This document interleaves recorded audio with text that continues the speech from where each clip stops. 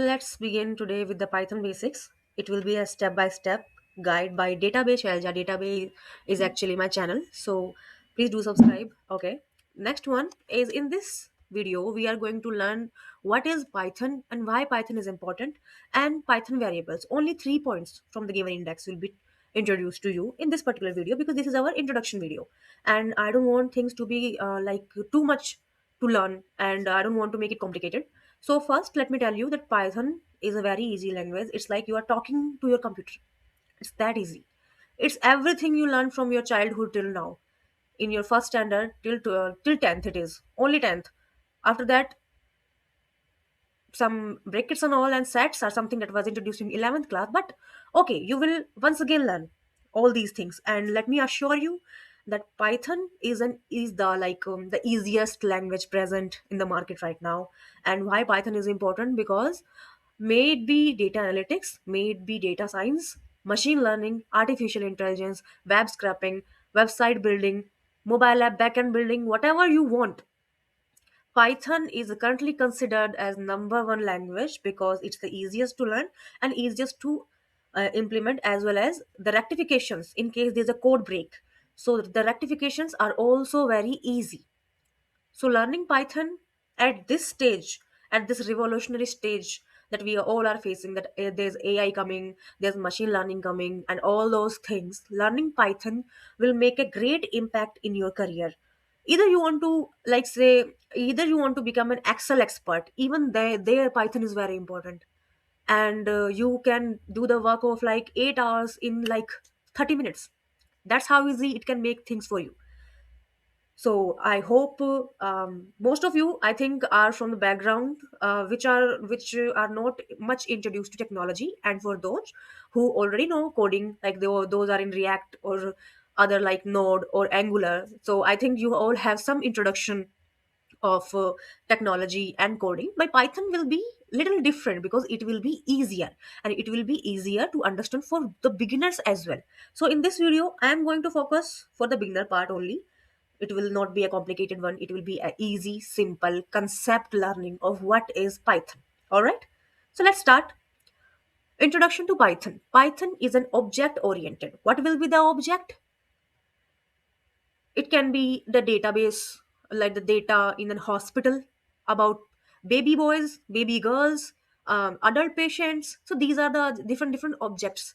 And in this case, the object will be, are we determining the birth rate of the babies? Which particular gender is being born the more?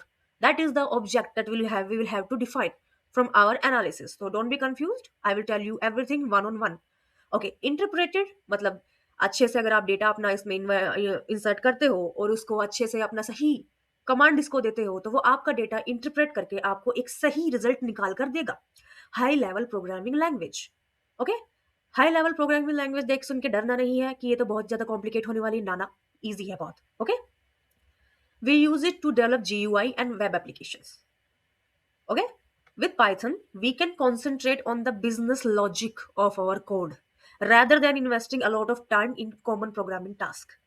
For example, hospital example, let's just say we have the data and we want to determine either boys are being born more or the girls. Okay, so we will give a simple command, maximum gender किसका है वो drive कर देगा. हमें हर एक data को देखने की जरूरत नहीं है. हमें डिफाइन करने की भी जरूरत नहीं है कि इतना कॉलम इसका है, ये नेम का कॉलम है, ये पेशेंट आईडी का कॉलम है. ये सब भी नहीं करने की जरूरत है क्योंकि वो डेटा हम सीधा इंपोर्ट कर देंगे. बहुत आसान होने वाला है. ओके, फॉर एग्जाम्पल ये अब मैंने दो फोटोज लगा रखी है. किचन शेल्फ की है, एक है पेंट्री और एक है आपका किचन शेल्फ नॉर्मल. ये एग्जाम्पल है कि आपको खाना बनाना है और आपको सामान हुआ दे दिया.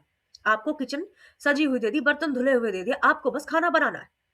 आपको ना बर्तन खरीद के लाना है, ना आपको सामान की लिस्ट बना के ग्रोसरी स्टोर पे जाके सामान लेके आना है. आपके पास सब कुछ है. आपको सिर्फ अपनी कला दिखानी है और वो कला हम आपको धीरे धीरे सिखा देंगे.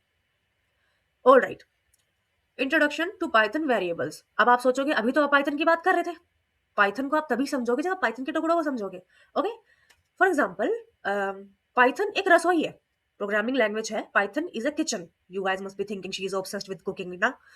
हाँ, मैं सीख रही हूँ धीरे धीरे. Okay, Python is a kitchen and variables उसके होंगे अलग अलग जार जिसके ऊपर हमने लेवल लगा रखा है कि this is the salt, this is the T, this is like ginger, garlic, and all these things, let's just say. So these are the variables, and each jar के अंदर क्या है, some quantity, नमक का कुछ क्वांटिटी है, मिर्च का कुछ क्वांटिटी है, हींग का कुछ क्वांटिटी है। वो जो क्वांटिटी उसमें प्रेजेंट है वो है हमारा डेटा। अब उसमें से कितना सैंपल निकाल के हम उसके अंदर डालेंगे कि हमारा खाना अच्छा बन जाए, वो हम फर्दर लर्न करेंगे। Okay, there will be a vast number of jars and hence we will have to select few selective items that can give us the right output. Okay, अब सबसे ऊपर वाले पैराग्राफ में जाइए। Whenever we build any application, we need to be able to store some data in our system memory. हम कोई भी application बनाते हैं, मे इट बी हॉस्पिटल का हेल्थ केयर सिस्टम, हमने हेल्थ और पेशेंट फेसिंग हमने सिस्टम बना दिया। ओके, अब उसमें हमने उन सब पेशेंट का डिटेल डाल दिया जो कि ऑलरेडी हॉस्पिटल में आए हुए हैं। ओके, अब पेशेंट उस तरफ से अपनी डिटेल डाल के अपनी रिपोर्ट वगैरह निकाल सकता है। अब रिपोर्ट क्या हुई, वो इंफॉर्मेशन हुई। रिपोर्ट के अंदर उनका बीपी कितना है, उनका शुगर कितना है, वो हुआ डेटा। ओके, तो डेटा स्टोर करने के लिए हमें कुछ सेक्शन चाहिए होंगे। एक सेक्शन होगा प्रिस्क्रिप्शन का कि यहाँ पे दवाइयाँ लिखी गई थी, एक सेक्शन होगा लैब रिपोर्ट्स का कि यहाँ पे लैब रिपोर्ट्स थी, एक सेक्शन होगा स्टार्टिंग का डायग्नोसिस, मतलब डॉक्टर की तरफ से क्या था। ये 3 सेक्शन बन गए, डायग्नोसिस, लैब रिपोर्ट और प्रिस्क्रिप्शन। तो ये 3 जो होंगी ना, ये हमारे वेरिएबल हो गए, ये हमारे वेरिएबल हो गए। अब उसमें से हमें डेटा निकालना है, वो हमें प्रेजेंट करना है सामने पेशेंट के सामने, ताकि वो अपना सही डेटा निकाल के अपना जो उसको टास्क कंप्लीट करना है वो कर ले। ठीक है, we do that thing using variable. Simple सी बात उसने यही बोली है, वेरिएबल की हेल्प से हम वो चीज निकालते हैं। Variables are use to store data. Okay, very simple definition will be variables data को स्टोर करने के काम आते हैं। अब ये जो सेकंड इमेज है व्हाइट वाली, ए और बी 2 सेक्शन बने हुए हैं। ए के अंदर 1462 डेटा पॉइंट्स हैं, ओके, एंड बी के अंदर 17। तो ए और बी क्या हुए, वेरिएबल्स। अब ये मत सोचिए ए के अंदर ज्यादा डेटा पॉइंट्स क्यों है, बी के अंदर कम डेटा पॉइंट्स क्यों है।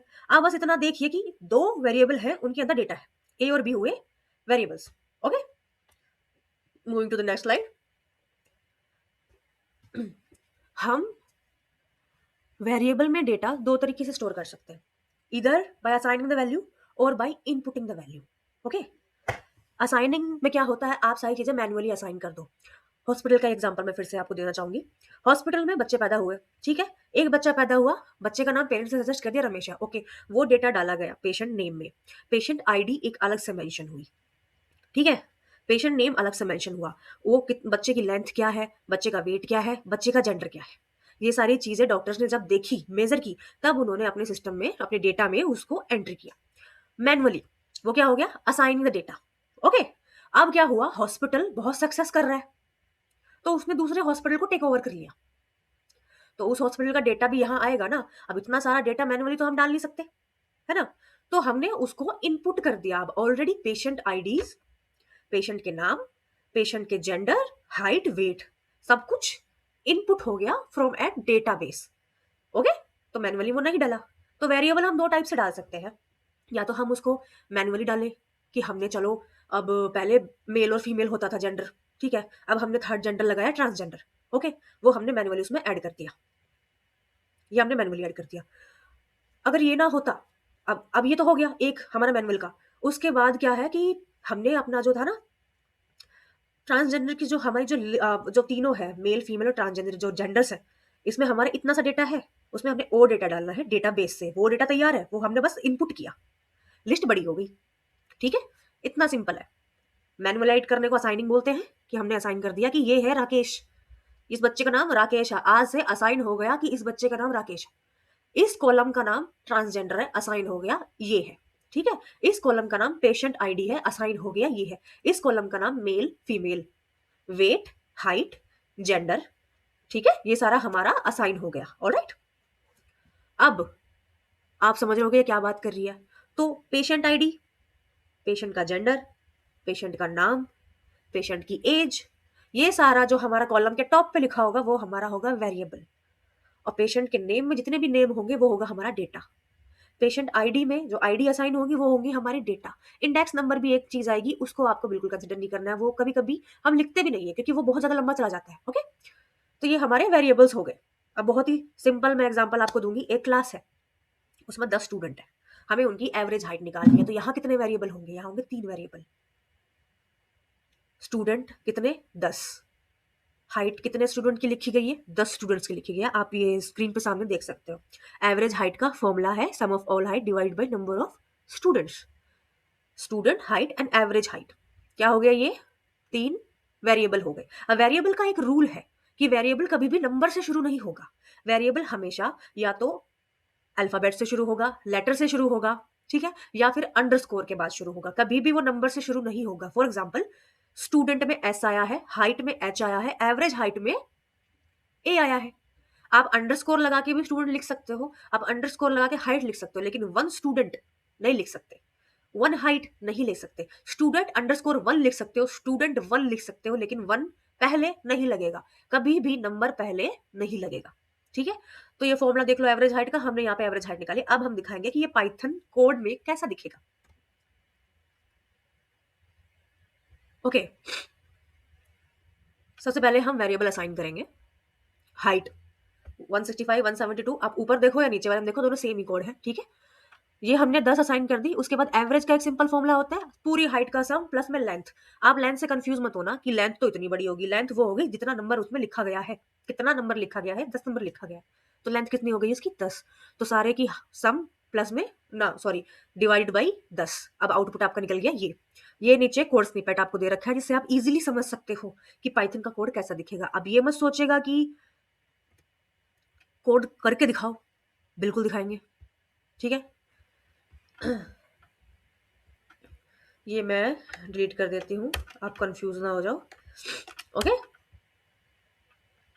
ये भी डिलीट कर देती हूँ। इन पे ध्यान मत देना, अभी मैं जो कर रही हूँ उस पर ध्यान मत देना, बिल्कुल कंफ्यूज नहीं होना है। अब हाइट्स है, इस कोड को हम दोबारा भी रन कर सकते हैं। हाइट्स है इक्वल्स टू, अब हम दोबारा दोबारा क्यों लिखे जब हमें ज़्यादा डेटा पे मेहनत नहीं करनी है। अब ये मत सोचेगा कॉपी पेस्ट क्यों करें हम, क्योंकि मैं बस एग्जाम्पल दिखा रही हूँ। ओके, ये कर दिया, एंट्री क्लिक करना है।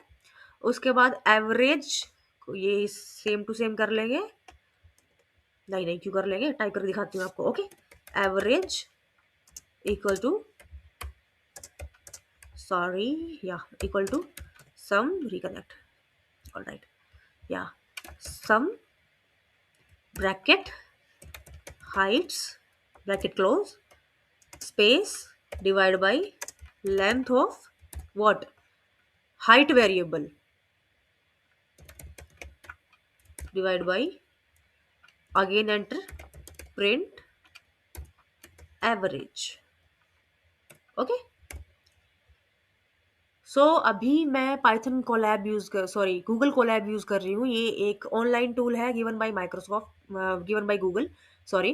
तो इसका एक अलग से वीडियो बनाऊंगी कि आप इसको कैसे यूज कर सकते हो। आप नोटबुक भी यूज कर सकते हो, जुपिटर नोटबुक भी यूज कर सकते हो, बट पाइथन कोलैब आपको ज्यादा हेल्प कर देता है क्योंकि वो ज्यादा स्लीक है। ये आपको, जैसे अभी आप नीचे देख सकते हो, एआई कोड में भी, आपकी क्वेरीज में भी हेल्प कर सकता है। मैं आप इसके लिए मैं एक अलग से वीडियो बनाऊंगी आपके लिए। अब हम क्या कर सकते हैं, या तो ये कोड लिखने के बाद हम रन ऑल पे क्लिक करें, ठीक है,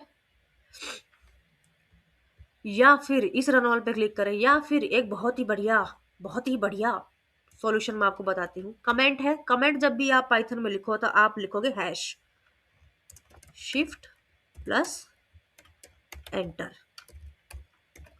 जब आप शिफ्ट प्लस एंटर दबाओगे तो आपको रन ऑल पे बार बार जाने की जरूरत नहीं है। अब मैंने करा प्रेस, ये रन हुआ, ये 168.9 आपका एवरेज हाइट निकल के आ गया है। अब इसका जो लेआउट है कोलैब का, इसको देख के डरना है नहीं बिल्कुल भी। इजीली हम आपको सिखाएंगे कि शुरू से शुरू कैसे कर